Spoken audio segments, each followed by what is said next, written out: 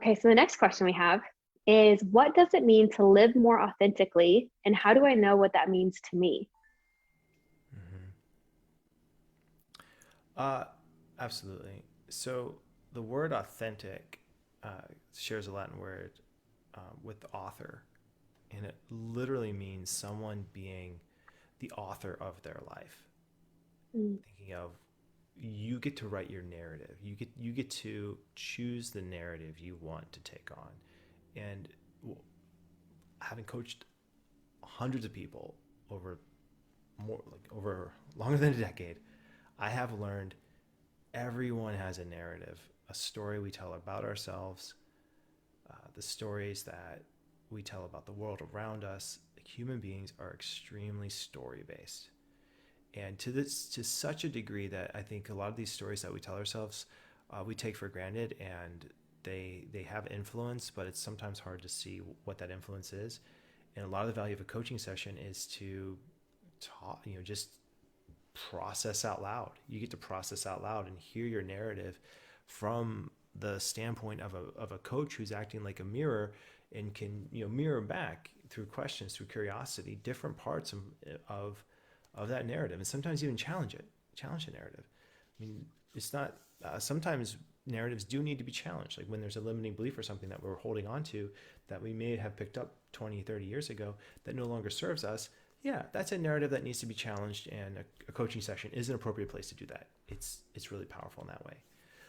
So authentic to me means someone who is awareness, has a mindfulness about whatever narrative they're telling about themselves in their life, and they they lean into a strengths based approach.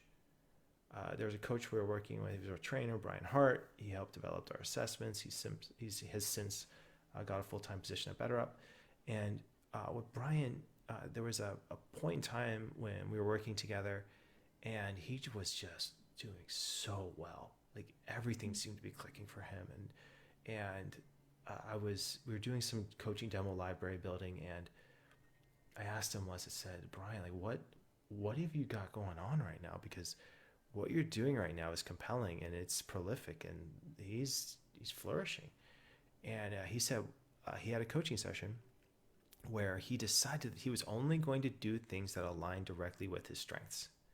mm, And once he realized what his strengths were, he realized his strength wasn't necessarily entrepreneurship, but his strength was to get into the nitty gritty details and become detail oriented around what coaching, like how coaching works, and the assessment of coaching, and the basically creating the spreadsheets and all those sheets that you remember when we went through those, and they were impressive. Like mm-hmm, they were substantial, impressive, detailed. It was a lot, and it was someone who made a mindful, conscious decision to focus on their strengths. mm-hmm, To me, that feels like the definition of authenticity. It's it's an awareness of the narrative we're telling about ourselves in the world, and then a awareness, almost courage, to focus on our strengths, and to allow, and then to ask for, allow others to help us, ask for help when we need it. We do not have to go do these things alone. And this is similar to Marshall Goldsmith. He put something out there recently. It said, what he's learned from being a coach for highly successful people in these organizations.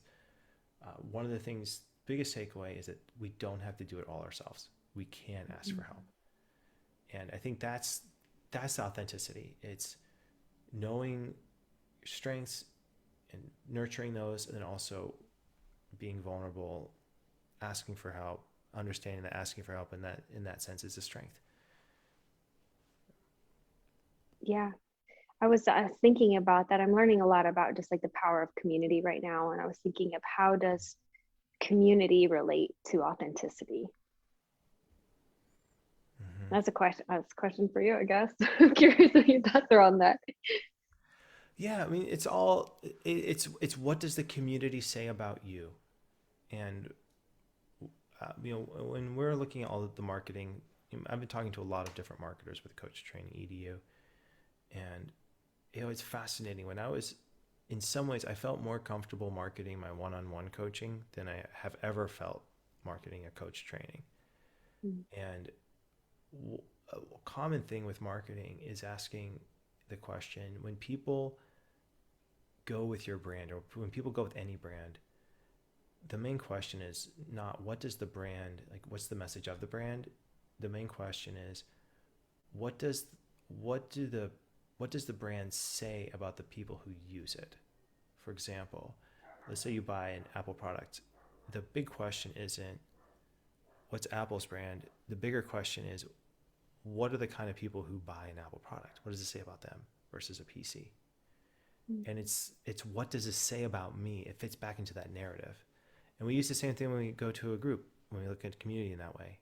When we, what does it say about me that I joined this community? That's the lens I think that people look at all these things. The narrative they tell about themselves. Yeah, I think that's great. One thing that came to mind too is just this idea of all pieces of somebody being welcome, and understanding too that we're just complex humans and there's multiple layers and pieces to all of us too. And just this idea of, you know, authentically showing up in that space with other people, and having people who see you for who you are and also encourage you and challenge you for more can really, I think, inspire and encourage authenticity as well. Being, confiding in safe people, and finding it, I think having a coach is one huge step to that, but the people that you're doing life with too, can really make an impact and help you, empower you to also just live authentically, and vice versa. You'll do the same as you begin to live more authentically. It will empower others to do the same thing.